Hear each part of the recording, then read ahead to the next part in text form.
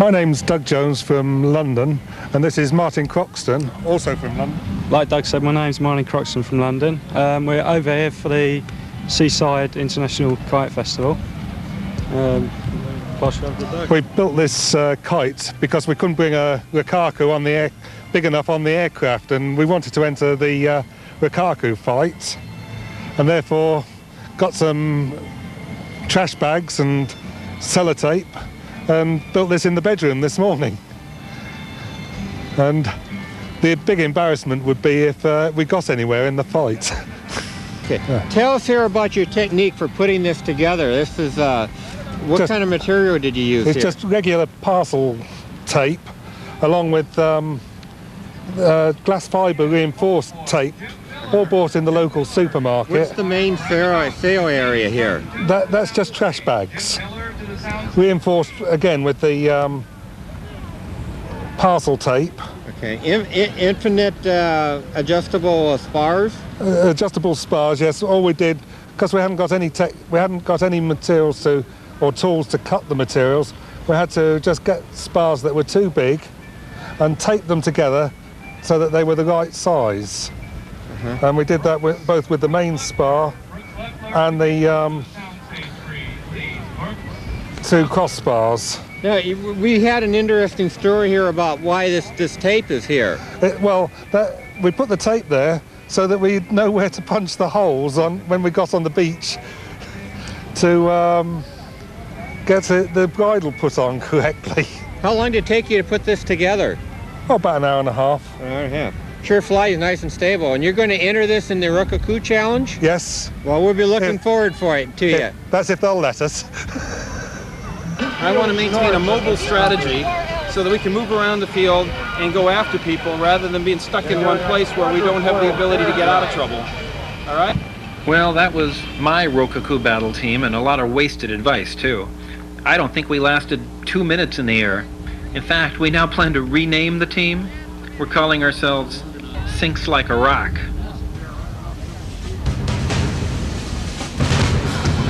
What do we have up still, Brooks? What do we have up still, Brooks? I don't know who they are. Yeah, over top. Anyone who's seen a Rikaku battle knows that what we're talking about really is organized chaos. Teams run around the field trying to maneuver themselves and their kites into a position to knock down or cut down their opponents. The rules are simple. Last kite up wins. No knives, no glass, no cutting line. Just energy, experience, a bit of skill, and a lot of luck.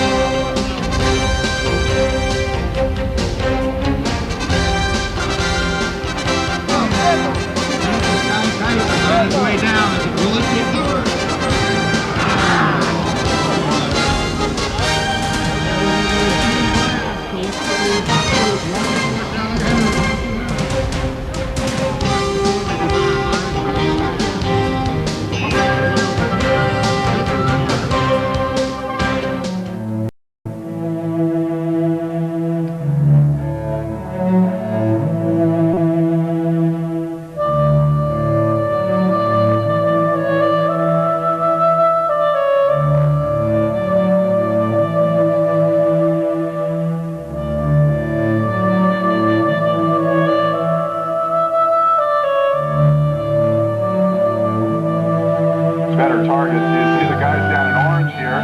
They know the wind's going away. They're frantically breathing to try and get their kites back up. So it helps. People left the fields early on Saturday for a shower and a change of clothes and to head for the annual awards banquet. Margot and Bevan Brown from Maryland received the Edison Kiteflier of the Year award, and Susie Edison of Connecticut was named Standout Regional Director.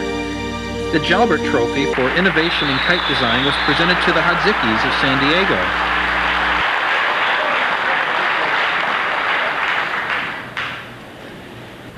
And I'm terribly honored, and I know my brothers will be terribly honored when they hear about it also. Thank you all very much.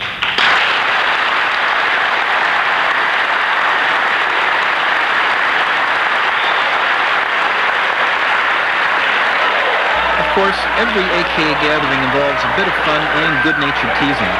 Like when the winning bidder for a date with Martin Lester the night before showed up looking pregnant with a pillow under her sweater.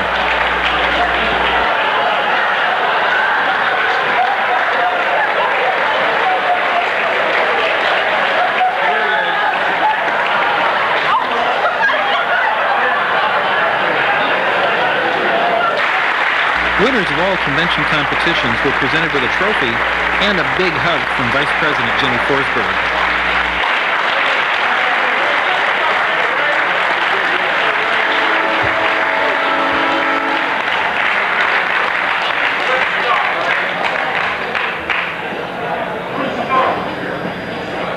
We don't have time to list all the results, but Randy Tom of San Diego won People's Choice for his fantastic Ninja Woman Edo, and Bobby Stanfield, also of San Diego, won Grand Champion for an equally impressive winged box.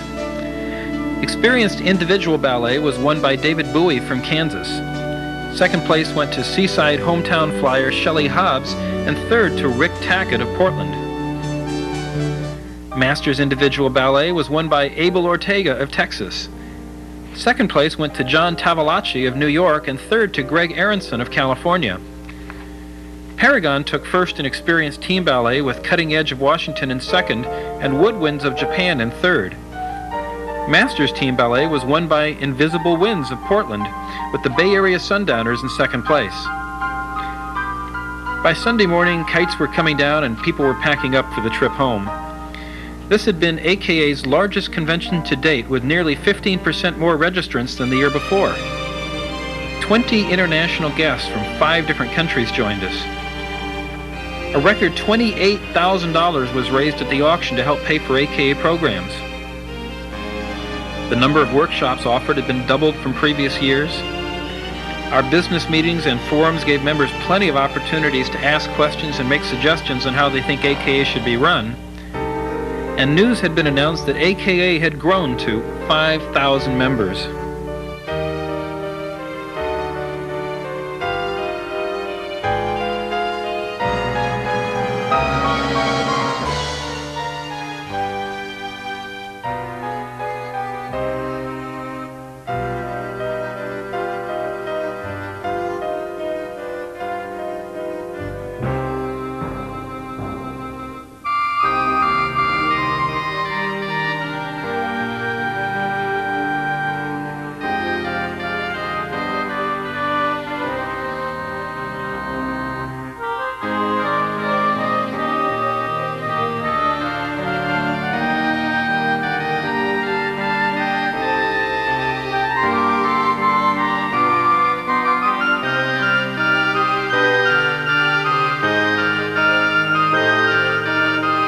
Every kite gathering is special, but the annual AKA convention is a particular joy and an incredible collection of kite talent.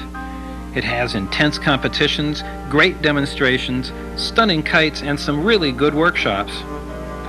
But the most important reason for coming to AKA is the people, seeing old friends and meeting new ones from around the country and around the world. Next year, AKA goes east to Wildwood, New Jersey. I hope you'll join us there for the 17th Annual National Peter Shields.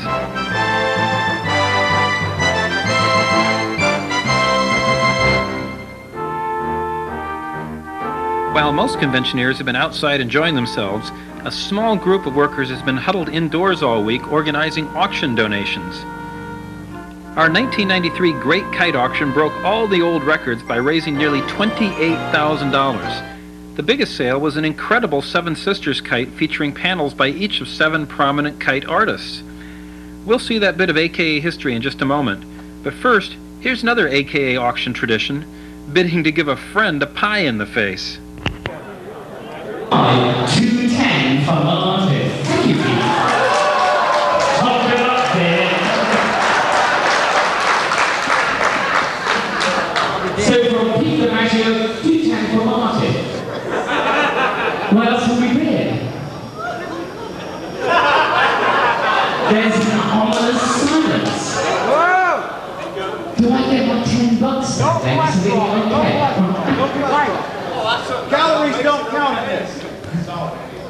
Okay, it's going once.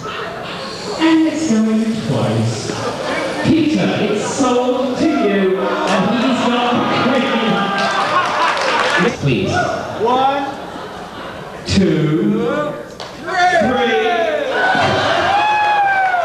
Somewhere. Where is it? Say. oh yeah.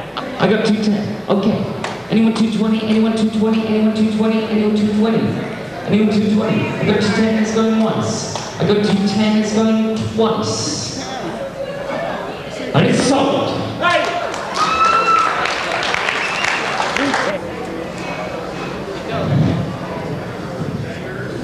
Hello, okay. I tell you what, kite flying is about a sense of wonder, and doesn't this give you a sense of wonder? Yeah? Oh, I got $3,100. Come on, Tom, hang tough. I want 3,200. 3,200. I got $3,100 going once. Think about it, Hashimoto-san. Oh, you can say it. It's been a bad year. Okay. Okay. I got 3,000 going twice. It's sold.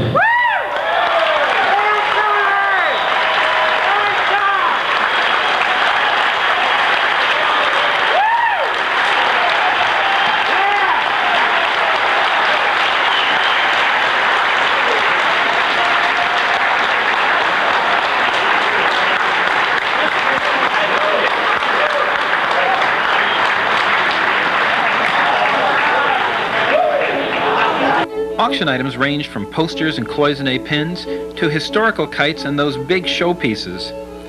With an average selling price of about $50, there were plenty of bargains and surprises to be had. Of course, some things went for a little bit more. An authentic Hashimoto bee kite sold for $400 and a Garber target kite for $480. A 100-year-old book from London and Scott Skinner's kimono kite each sold for $750. A custom applique top-of-the-line stack sold for $1,000, and Bill Lockhart's quilted box went for $1,500. Oh yes, and Tom Ryan from Ohio bought that incredible Seven Sisters kite for an astounding $3,100. Peter Werba from California finished out the night with a bit of indoor flying while everyone else went home to plan for another day. Saturday was focused on demonstrations, with Sue Taft of Erie, Pennsylvania leading off with a very classy solo flying ballet.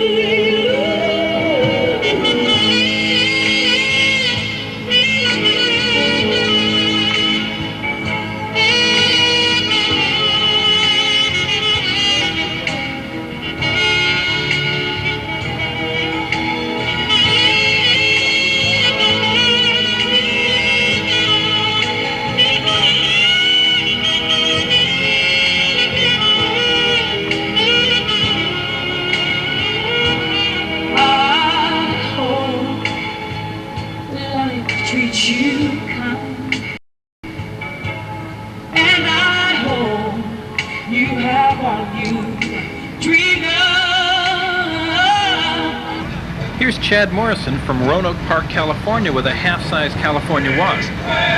Chad's brother John and his father Bruce have been tearing up the Western Competition Conference this year, but Chad's the one that got all the attention in Seaside.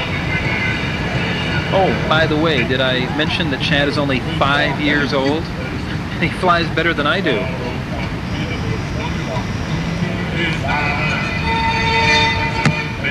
Here we go. Back to one. Oh, you want a lot this time. I'll leave the sea on the outpost. Can you show some respect? Now the one now try your best to stay calm. Rush out the sound this along. And from the meaty spectacular coterie. Prince I'll leave the sea on the outpost.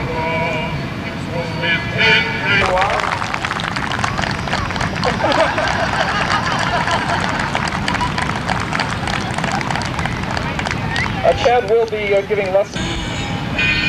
Here's Team Dynakite with a big stack ballet.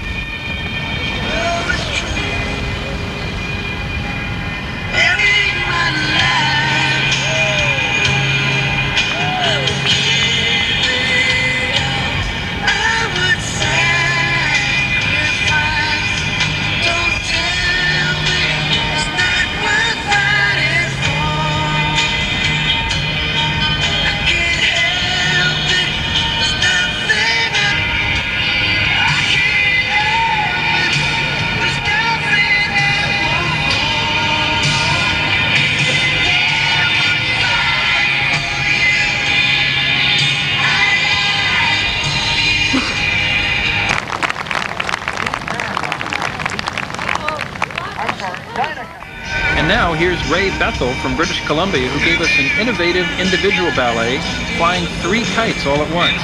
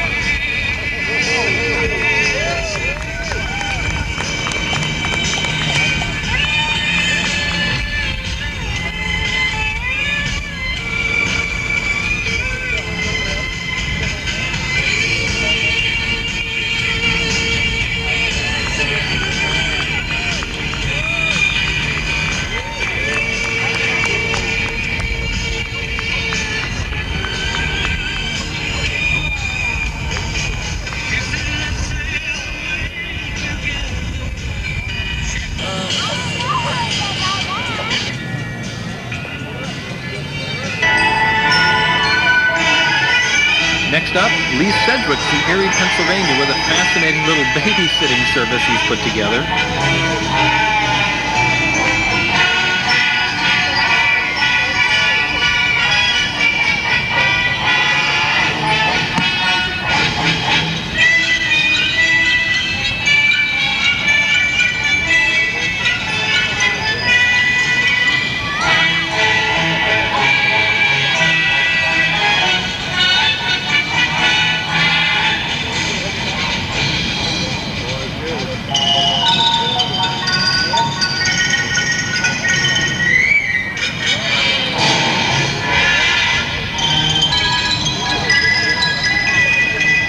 Was the opening of the Fly Market, a special sales area set aside for unique kite products, commercial displays, and of course a bunch of those insidious kite pins. Oh, he dropped the camera yesterday, so probably all last And the woman bought it from me probably first part of June. Catch you at work here.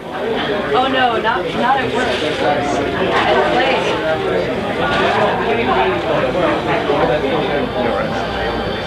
Oh, you're just here for it. That's for display, right? Oh.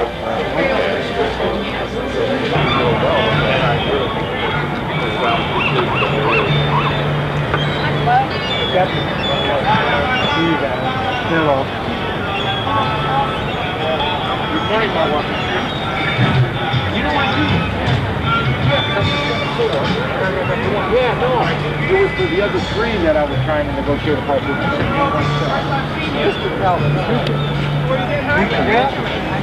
This is the old Tillamook Lighthouse, high on a rock off the Pacific shoreline. The lighthouse was taken out of operation several years ago and sold to a private party. I guess it didn't work out as a bed and breakfast because the building is now being used as a mausoleum. Really? But most folks on the beach appear to care less because the wind is up and the sky is clear, and Friday is a big day for competitions as well as a great day for flying at this 16th AKA National Convention. Here's Chief Announcer Rick Talbot checking out some of the kites being flown.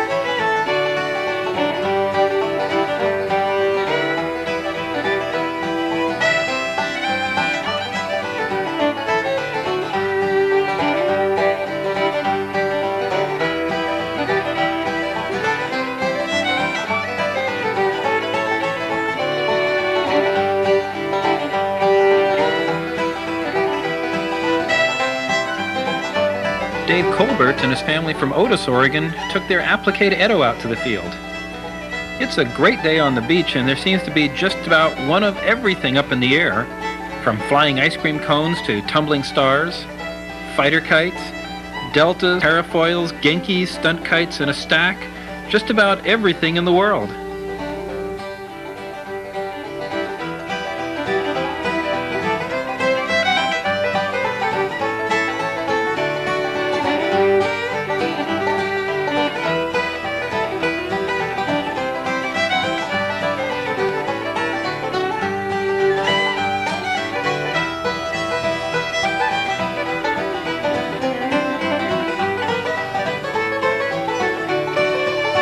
Buggy riders are out in force too. As the tide recedes, the hard, wet sand at the water's edge is a traction flyer's dream come true. Some even brought out their tandem buggies and doubled the fun. Others took time out for a first ride and a few lessons from the experts.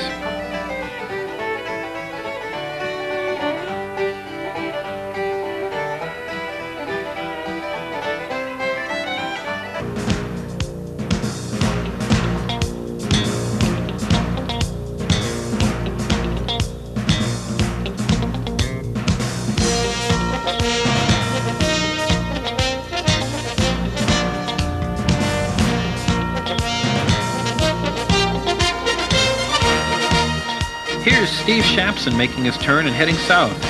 It's a good 1.5 mile track with plenty of friends to yell hello to along the way.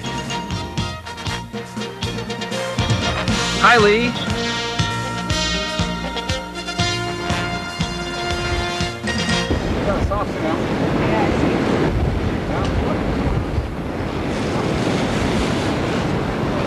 Oh, that was cool. Put on the gas and the brakes.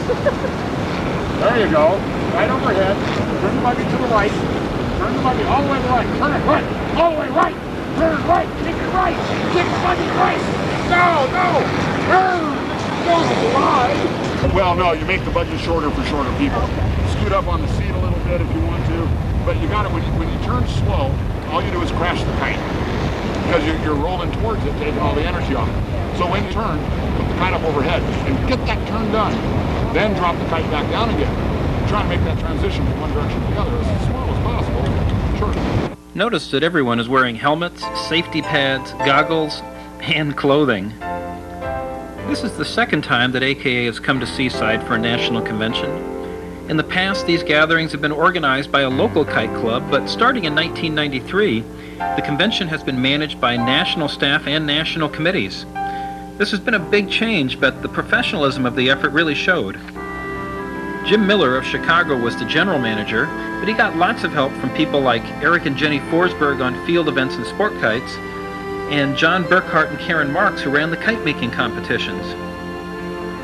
Susan Gomberg directed the auction, Kay Beasing and Dom McCaslin organized the workshops, and Ron Linder ran the fly market. Many more people lent a hand at all kinds of jobs, and the AKA thanks all of you. The general schedule was similar to prior years with a little more free-flying time than in the past. The annual business meeting was held Wednesday with kite-making competitions and the fly market on Thursday, stunt kites and the annual auction on Friday, and the general demonstrations and award banquets on Saturday. Workshops were held every morning with flying in the afternoon. All participants pay a registration fee which covered 2 banquets, 4 lunches, continental breakfast each day, and a portion of all the overhead costs. We had nearly 500 registrants, including representatives from 5 different countries. Well, remember earlier I mentioned the big picture, a stunt kite demonstration by the Sundowners and Team Paragon? They put 8 big stacks of hyperkites into the air. Let's take a look at a little of this sky-filling show now.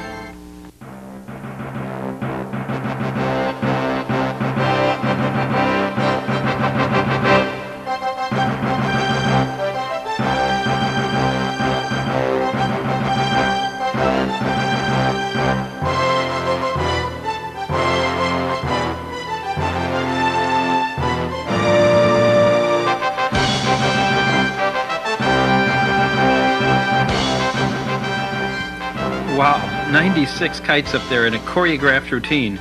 Good job, we've got lots of room here.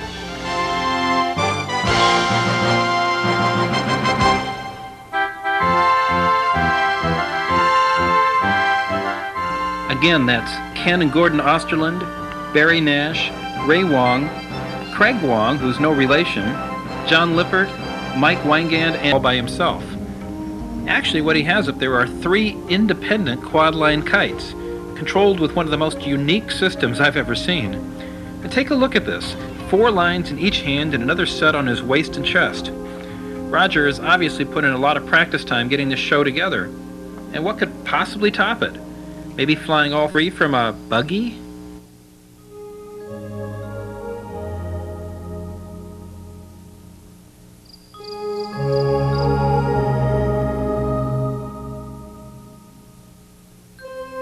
Well, speaking of a show, here are the Bay Area Sundowners in their team ballet. With 12 stacks of custom hyperkites, these guys have one of the best presentations on the circuit. Of course, it's hard to go wrong with 48 kites in the air all at once.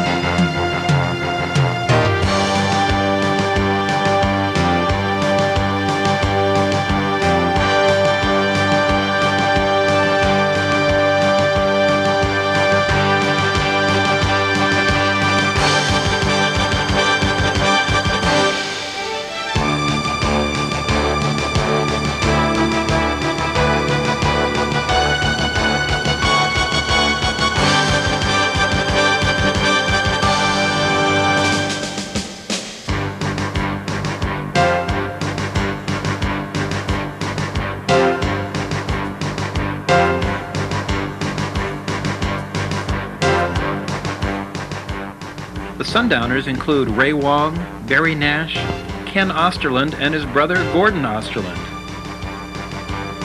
And as if 4 stacks weren't enough, the Sundowners are teaming up now with Paragon for a demonstration called The Big Picture.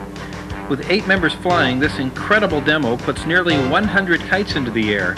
Maybe we'll get a chance to see it a little later. So would you let Steve Shapson take your daughter for a ride? Well, maybe if Mike Sterling were there to keep an eye on things.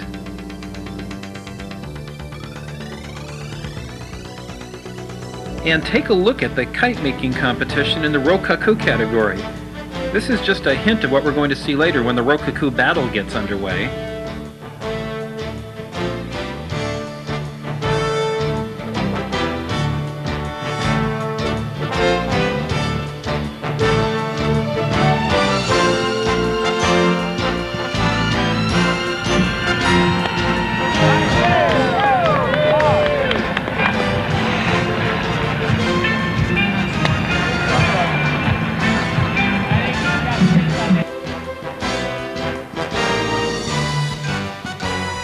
Great American kite sled that Richard Dermer made from plastic trash bags and Scotch tape.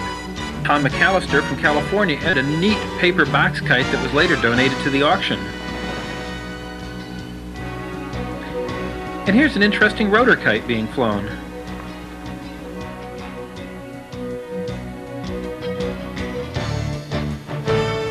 Thursday night, flyers went out to the field for the annual convention night fly, and all kinds of contraptions went up into the darkened Oregon skies.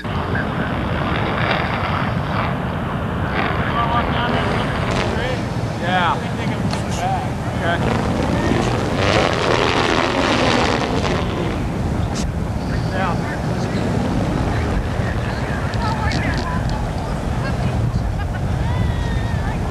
Stop back out there. Okay, it's nice talking to you guys. We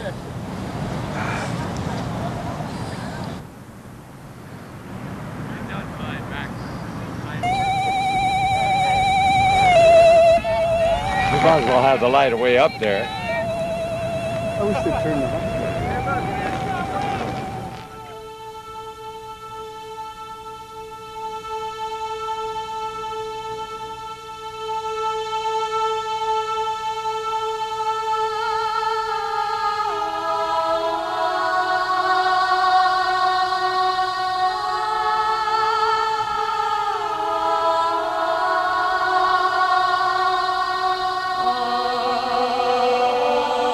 I should also add that not all the fireworks were out on the beach.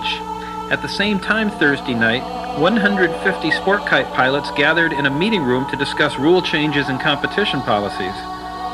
Also scheduled for Thursday night, Separation.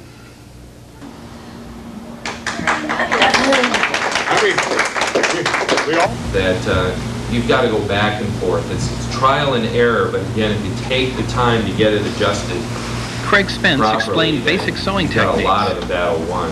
I've seen some people that can run beautiful straight stitches, and on their project, their stitching is beautiful, but the machine isn't adjusted properly.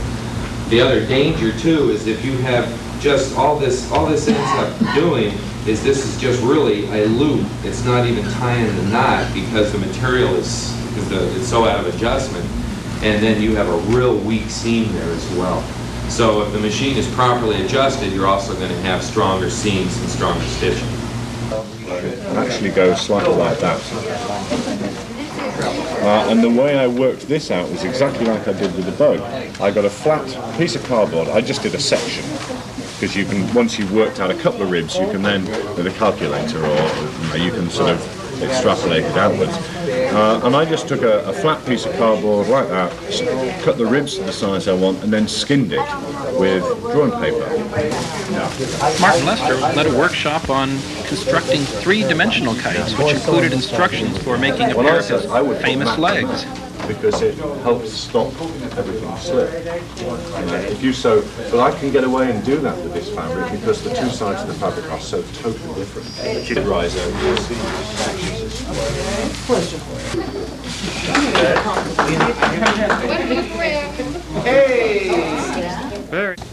Bobby Stanfield and Ron Gibeon taught about cellular kites. Through the cells, and then the vertical members it becomes a truss. So what you've got is the equivalent of a rod about 9 or 10 inches thick.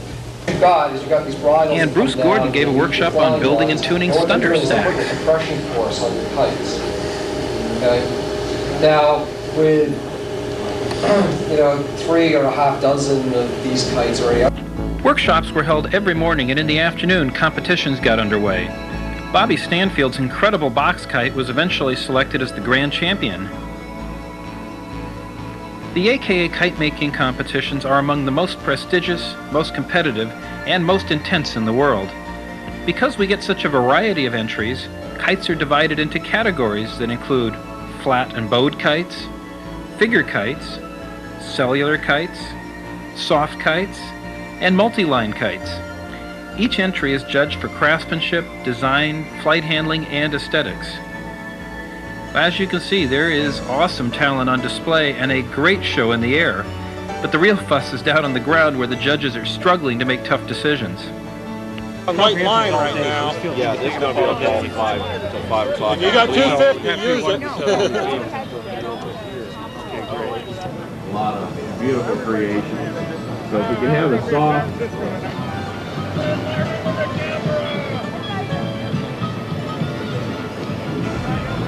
all these beautiful creations. If you think they're really great, give them a big round of applause. I think they put a lot.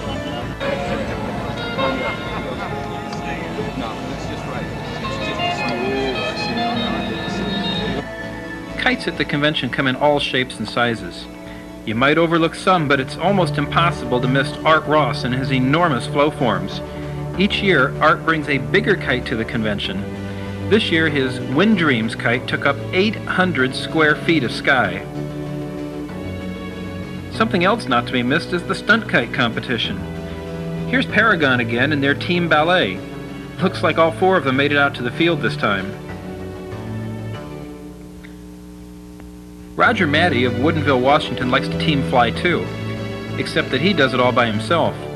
A little bit later, we're going to take a look at this unique flying rig that Roger uses.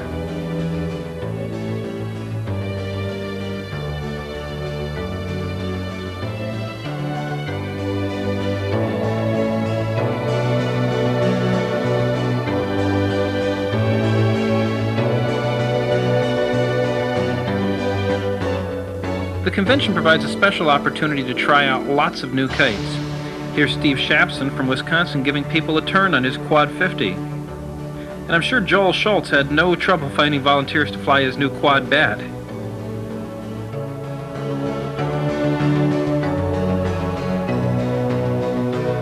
Well, did I say earlier that we had lots of big kites? Take a look at this. A giant flying turtle, not one, but 2 giant octopus, Wind Dreams, and a jumbo Gila monster all flying together with big stacks of Dynakites in the background. There is definitely something for everybody and something from everybody at the AKA convention.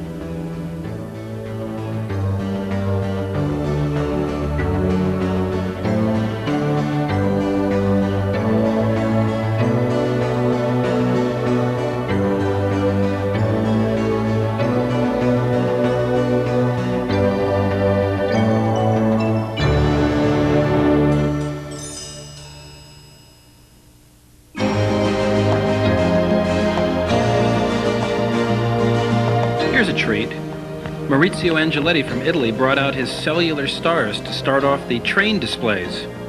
And small kite whiz Charlie Sodich from Chicago added to the show with a mini train of stars and stripes.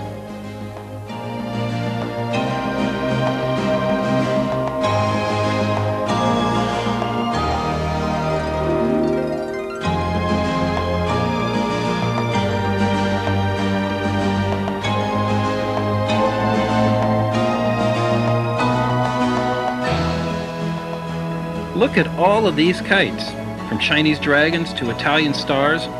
Hey mister, how many kites you got there? Boy, I remember when kites cost 50 cents and were made from tissue paper and sticks.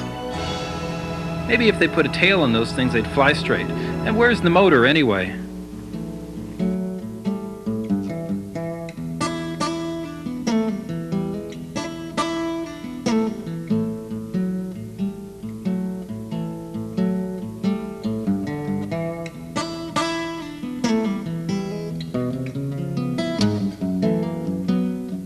One of our special guests at this convention was Satoshi Hashimoto from Tokyo. Hashimoto-san is known around the world for his handcrafted bee kites. Young Dustin Tackett hails from a little closer to the beach than Tokyo. He and his family are only an hour away in Portland, and they've performed up and down the West Coast this year as part of Team Cosmic Storm. Here's Dustin showing off a bit of 3D rev flying.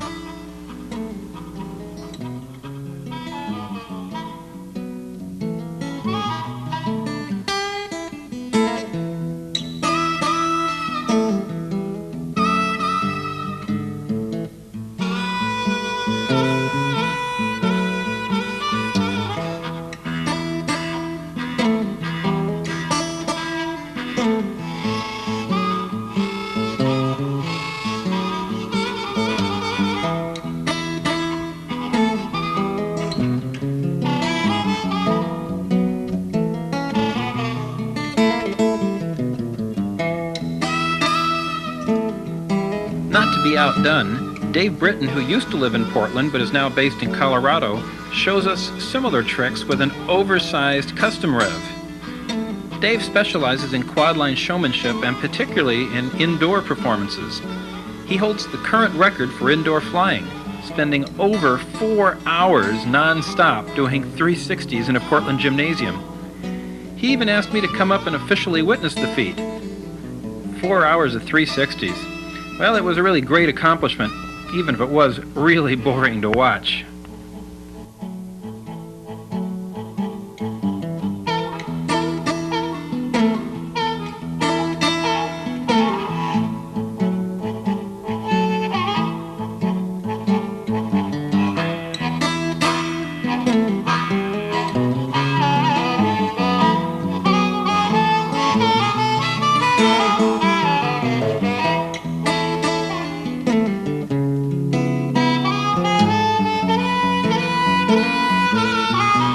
Kathy Goodwin finally getting out to the beach, and Jose Saints with an award-winning cooperative kite.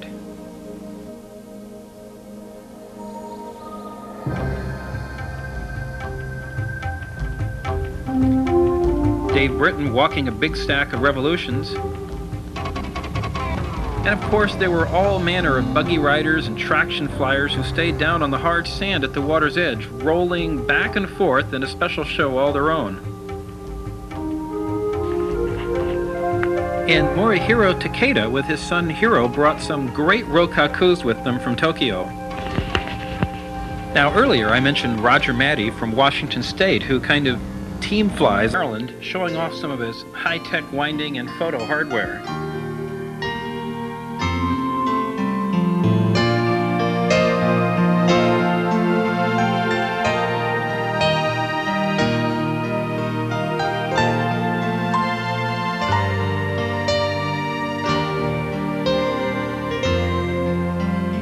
That's right, plenty of amazing things at the AKA convention. And here's something completely new from Joel Schultz of Texas. An incredible applique quadline bat kite. Seems to handle very smoothly too, even in the hands of an amateur, like Lee Sedgwick.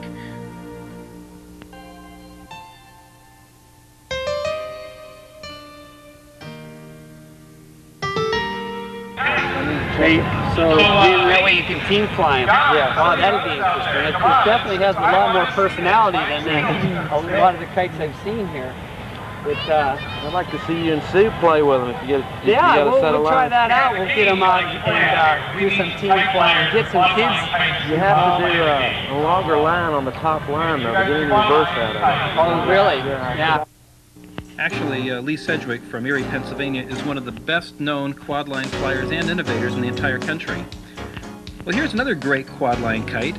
It's a hand-painted Revolution, completely illustrated by Tom Castleman of Rhode Island. Tom is probably getting ready for the Bozo Bucket Games they held on Wednesday afternoon.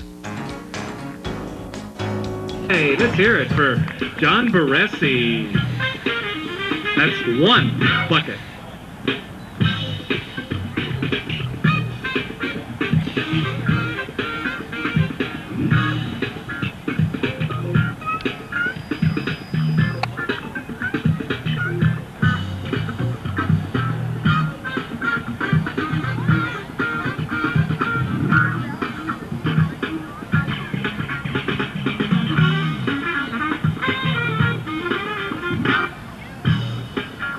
Jeremy Colbert.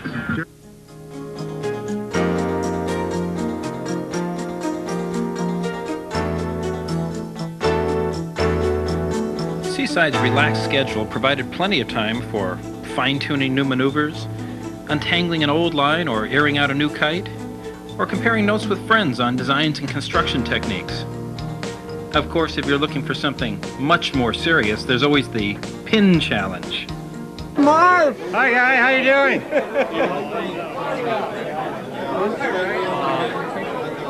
Gentlemen!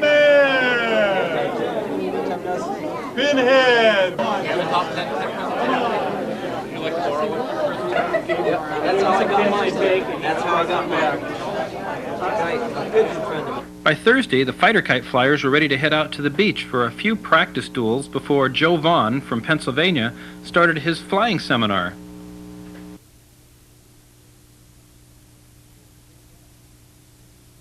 Then I decide that I want to go in the direction my nose is pointed, and I put tension on the tension, slack. Throughout the week, Seaside 93 offered 26 workshops on just about any kite topic you can imagine. Here's J.R. Tolman's workshop on paper kites. I do a lot of playing making kites. I don't consider making kites work as play. And I don't know what I'm going to make when I start. But basically, the next Ed thing and you Bonnie do is sew Wright it. from California taught parafoil making. Unpin it. Okay, my question is, you don't actually sew that on the outside like that, do you? Yes. You do? Yes. We do. You do? A lot of people will turn that last rib Inside. inside out. Have a nice You see smooth here, thing. it's right here. It pops it on its back and then does the axle and actually does the axle on its back and then comes back. Abel Ortega's workshop on sport kite maneuvers got lots of help from the audience, including a bit of advice from Bob Childs of Colorado. Some of us pre-axle guys just call them horizontal rotations. Horizontal rotation.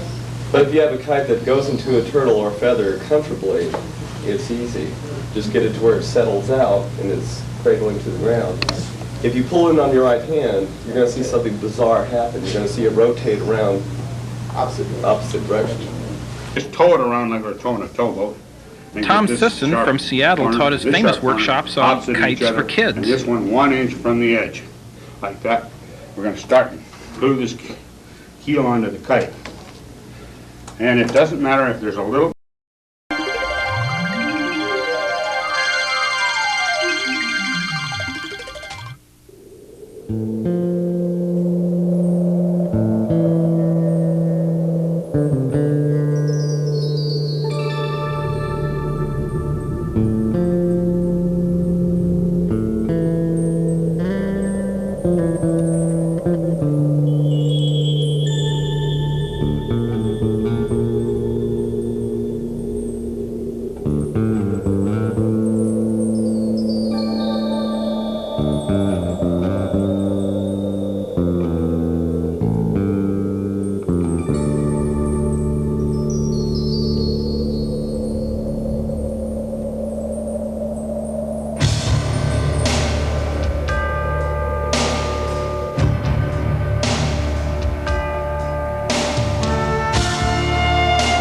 Hi, I'm Brian Arns and I'm from Jenison, Michigan. This is my partner Ken Blaine. He's from Ada, Michigan. We're with Team Spacious Sky and we're here to introduce the AKA convention. That's right, it's the 1993 AKA National Convention, held along the spectacular Oregon coast. Seaside, Oregon seems the perfect place to hold a major kite event. Clean winds coming off the water, wide sandy beaches, and excellent accommodations right next to the flying fields. Maybe that's one reason this convention had record attendance with nearly 500 members taking part. We also had large, enthusiastic crowds who came out each day to watch our field events, demonstrations, and our competitions. Convention activities also included social gatherings, business meetings, and a record number of workshops and programs. But most of all, it was a chance to see old friends and to meet new ones, and to have great kite flying fun.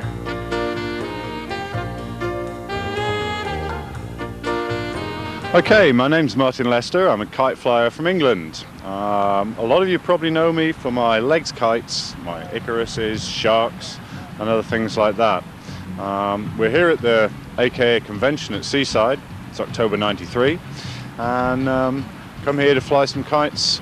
I haven't brought any of the other stick kites with me, but I brought some new ones this time. Again, a range of soft kites that I've designed over this last year.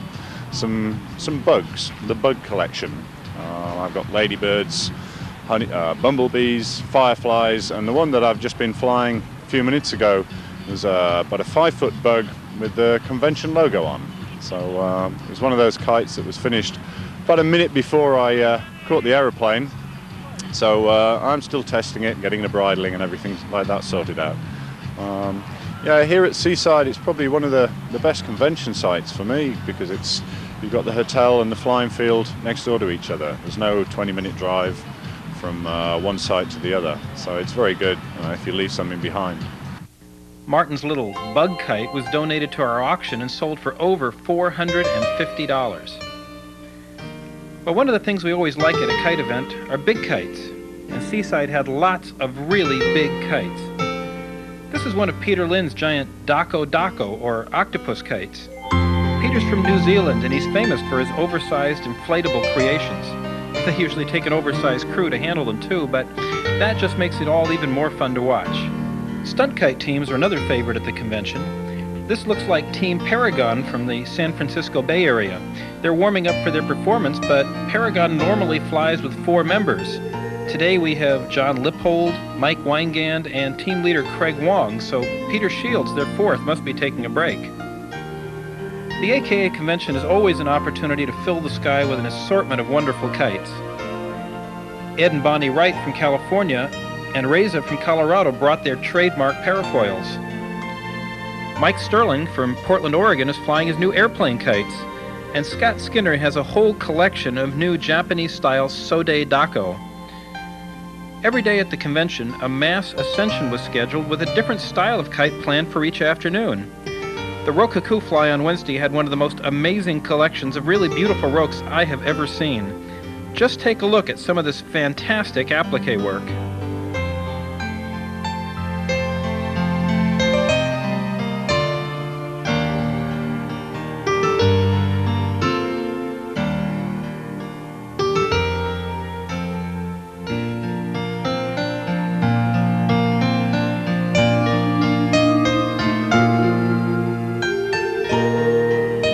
Bob Price, a former AKA president from